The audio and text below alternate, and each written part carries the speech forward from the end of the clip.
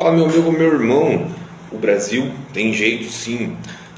O jeito para o Brasil não é Pablo Marçal, não é Bolsonaro, não é Lula. O jeito para o nosso Brasil é a Bíblia Sagrada.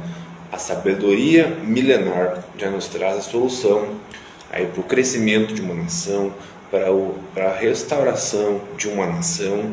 Então acompanhe comigo. 2 Crônicas, capítulo 7, versículo 12. O livro de Crônicas é como se fosse as histórias dos reis de Israel. Então vamos estar vendo um pouquinho sobre a história do grande rei Salomão, o rei que escreveu o livro de Provérbios, o rei que pediu sabedoria para Deus, e Deus lhe deu sabedoria tamanha que ele escreveu Provérbios. Ele foi estudioso, então ele tem códigos aí que a gente pode estar extraindo aí e usando tanto para a nossa vida como para o Brasil. Então o Brasil passa por um momento difícil, um momento de grande corrupção, e cabe a nós, igreja, nos manifestarmos e mudarmos essa realidade. 2 Crônicas 7:12. E o Senhor apareceu de noite a Salomão e disse-lhe: ouvi tua oração e escolhi para mim este lugar para casa de sacrifício. Se eu cerrar os céus e não houver chuva, ou se ordenar aos gafanhotos que consumam a terra, ou se enviar a peste entre o meu povo, e se o meu povo, que se chama pelo meu nome, se humilhar e orar e buscar a minha face, e se converter dos seus maus caminhos, então eu ouvirei do céu e perdoarei os seus pecados e sararei a sua terra. Agora estarão abertos os meus olhos e atentos os meus ouvidos à oração deste lugar. Então Salomão, ele assume o reinado do seu pai Davi. Ele tem uma grande missão de conduzir o reino de Israel, e ele não tem sabedoria, ele é muito jovem, então ele não tem inteligência necessária aí para estar governando essa grande nação, porque ele assume o trono muito jovem. E Davi, o seu pai, ele tinha dado a incumbência de fazer o templo. Então Davi deixou tudo preparado, deixou as plantas baixas preparadas, deixou dinheiro separado aí para isso. Mas Salomão era muito jovem, então ele acaba orando, pedindo sabedoria a Deus. Então aqui está a chave para o verdadeiro avivamento. Avivamentos que aconteceram no período bíblico, no período pós-bíblico. Então as chaves aí para a solução de uma maneira definitiva para o Brasil, para as nações, para os povos, raças e línguas, a solução é o verdadeiro e genuíno avivamento. Qual é o processo do avivamento? O processo do avivamento é uma busca incessante pelo Espírito Santo de Deus.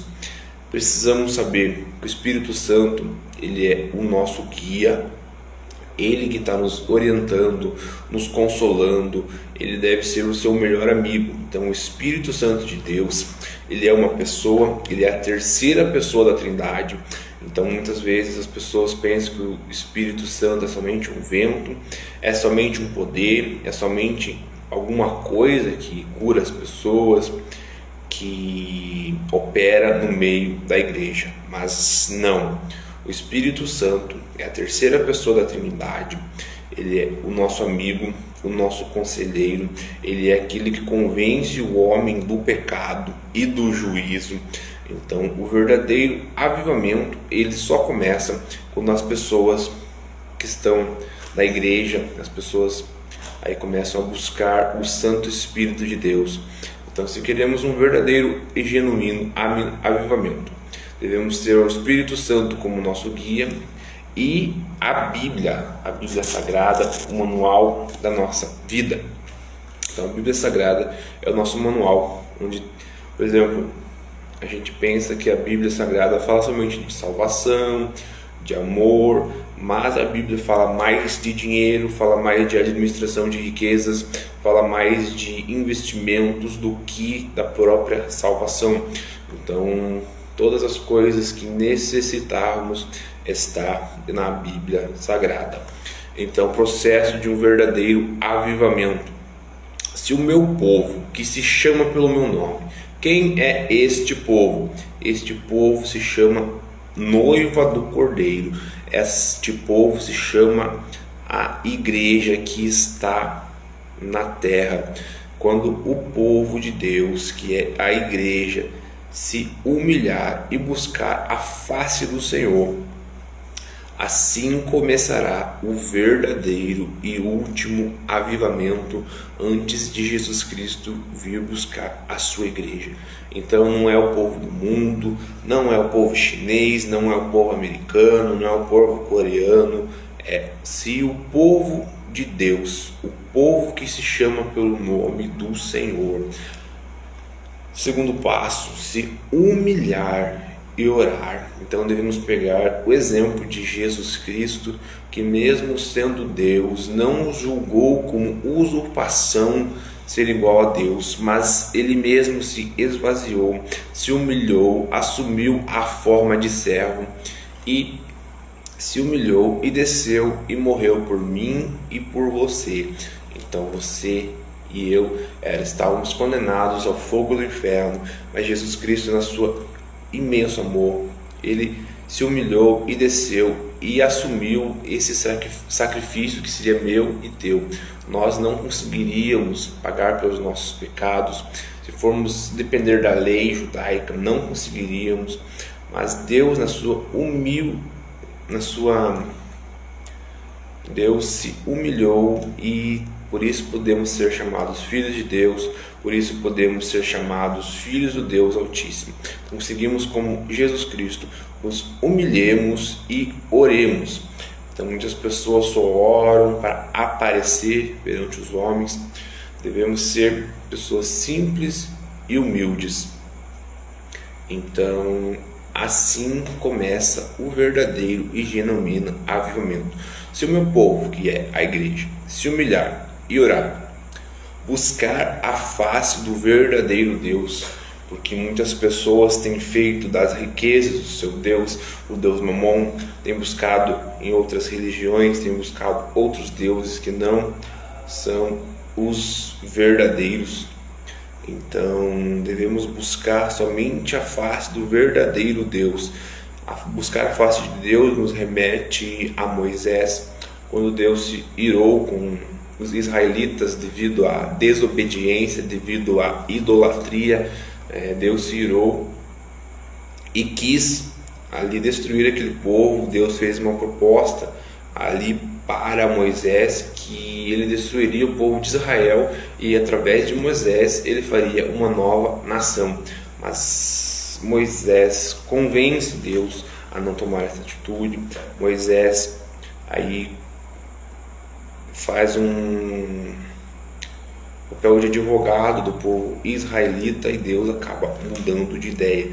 Então Deus acaba falando que irá mandar um anjo aí na frente do povo, mas Moisés novamente ali se intervém e diz que se a presença de Deus não for com o povo de Israel, era para Deus riscar o nome de Moisés do livro da vida.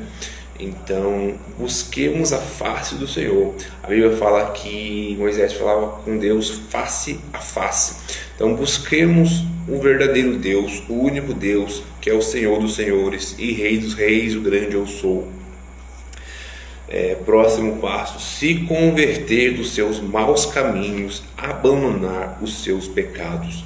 Muitas vezes as pessoas vão para a igreja, aceitam Jesus, dizem que são evangélicos, mas não se convertem de verdade. Sempre tem aquele pecadinho de estimação, acabam não confessando e não deixando os seus pecados.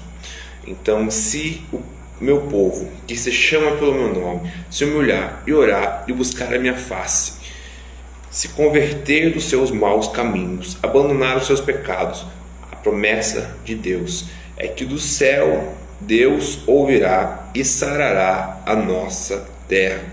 Então, se cumprirmos esses requisitos de nos humilharmos, de buscarmos a Deus, de intercedermos pelo país, pelo nosso país, Deus ouvirá do céu e sarará a nossa terra.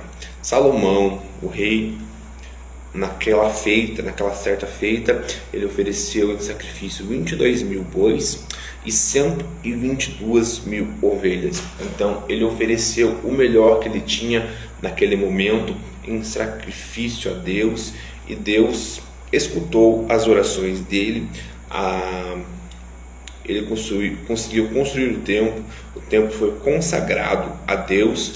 E se hoje o que você tem apresentado como sacrifício a Deus? Muitas vezes Deus te deu o dom de pregar, te deu o dom de louvar a Deus, e o que você tem feito com isso? Então, o que você tem apresentado como sacrifício ao Deus de Jacó? Se Deus te perguntasse, se você chegasse hoje na presença de Jesus Cristo e Ele te perguntasse quantas almas você levou aos pés de Cristo, quantas almas você fez, o que você fez com os seus dons, o que você vai responder? Então, muitas vezes no Brasil, aí nós temos liberdade de cultuar, liberdade de falar do Evangelho de Deus, e nós evangélicos acabamos nos calando, acabamos ficando quietos, e enquanto isso outras pessoas que são do mundo acabam se levantando, acabam doutrinando as nossas crianças, acabam levando as pessoas para o mau caminho.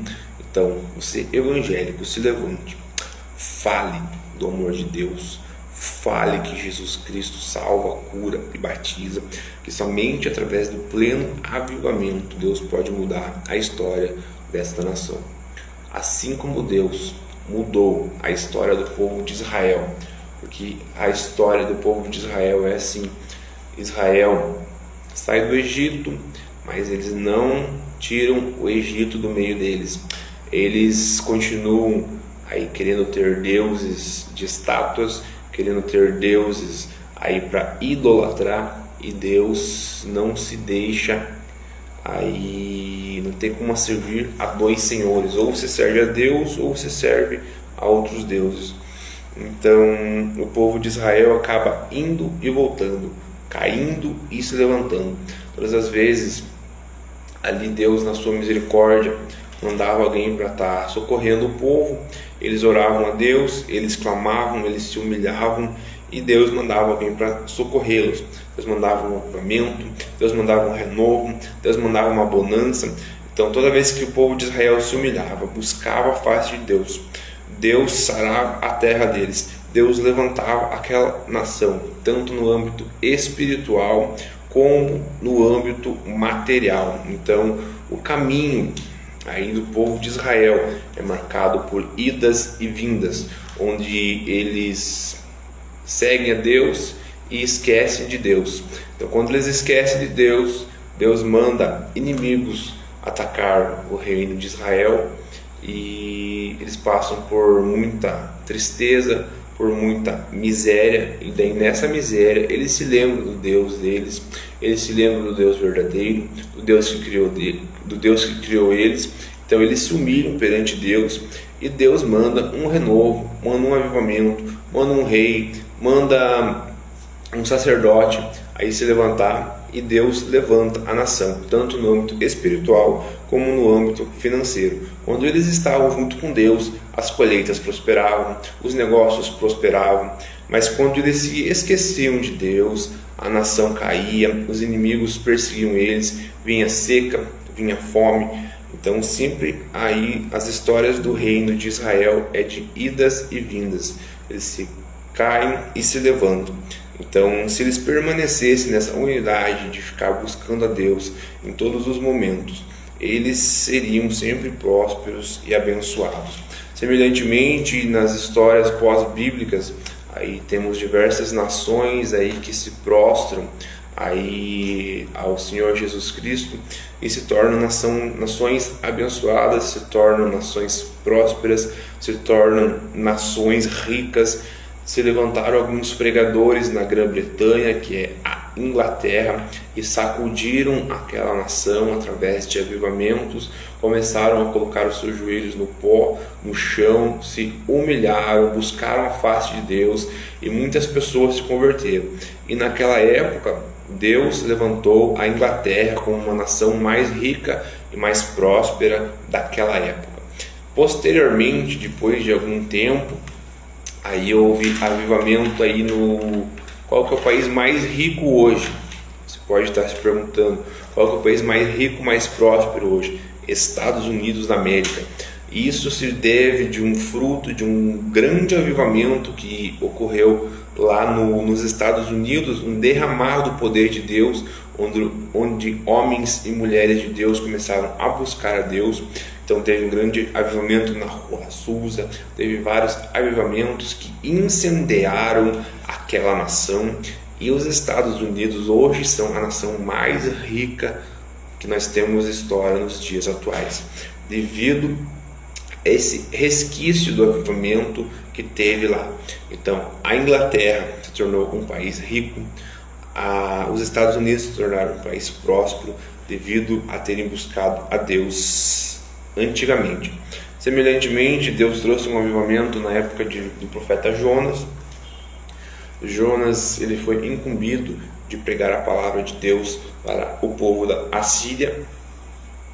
Ele acabou não indo, ele acabou fugindo para outro lado, ele acabou sofrendo as consequências disso, mas também não podemos julgá-lo, porque o povo de Nínive era um povo cruel, era um povo que não temia Deus, e os pecados do povo de Nínive chegaram até o trono de Deus. Então Deus decidiu destruir a cidade de Nínive, que é uma cidade grande, cheia de muitas pessoas. E Jonas acaba não indo, acaba indo para o outro lado, acaba vindo uma tempestade, acaba que Jonas é o culpado daquela tempestade, e todas as pessoas daquele barco começaram a orar aos seus deuses, com D minúsculo, e depois eles descobriram que o culpado daquilo tudo era Jonas. Então foi uma oportunidade ali de Jonas falar que Deus era o verdadeiro Deus. Então foi uma oportunidade de Jonas estar pregando a mensagem do reino. Então você também, aí no seu trabalho, na sua casa, na sua escola, o que você tem feito? Você tem pregado o Evangelho? Você tem falado de Jesus Cristo ou não? Tem se calado. Posteriormente, Jonas foi jogado no mar e o mar se acalmou. Ele foi para Nínive. Ele pregou uma mensagem de que Deus estava irado, que Deus ia derramar a sua ira. E o que aconteceu? O povo se humilhou, buscou a face de Deus, se converteu dos seus maus caminhos. Todos aqueles requisitos do verdadeiro avivamento aconteceram na cidade de Nínive. O próprio rei se humilhou, o próprio rei orou, buscou a presença de Deus. Eles se humilharam e Deus mudou de ideia. Então Deus poupa aquela cidade, eles passam por um avivamento. Então pense quantas pessoas, quantas almas foram salvas por causa de um avivamento. Então o único jeito do Brasil ir para frente é quando as pessoas começarem a orar, começarem a buscar a Deus, e Deus derramar um mover aí para que haja curas, batismos, milagres. Semelhantemente, Deus usou grandemente o evangelista Billy Graham. Ele foi, certa feita, ele foi orar pelas bandeiras das nações, e para cada bandeira ele falava que Deus abençoe essa nação. Mas quando ele foi orar pela bandeira do Brasil, ele mesmo relata: fui levado em espírito a um lugar e vi com uma chuva caindo sobre esta terra, o Brasil, e o Espírito de Deus me disse: será desta nação que virá o avivamento e se espalhará para o mundo. Então todas as coisas indicam que Jesus Cristo está voltando, mas a palavra de Deus diz que a intenção de Deus, a vontade de Deus é que todos sejam salvos, mas muitas pessoas não querem. Então Deus vai derramar um grande avivamento sobre o Brasil. Eu vejo o Brasil como uma bola de fogo, de avivamento, do mover do Santo Espírito de Deus, onde Deus derramará o poder e uma graça e levantará esta nação, e este avivamento se espalhará pelo mundo, e posteriormente o máximo de pessoas serão atingidas, muitas pessoas serão salvas, curadas, batizadas, e assim, posteriormente a isso, virá o fim. Amém? O que você achou? Deus te abençoe. Amém?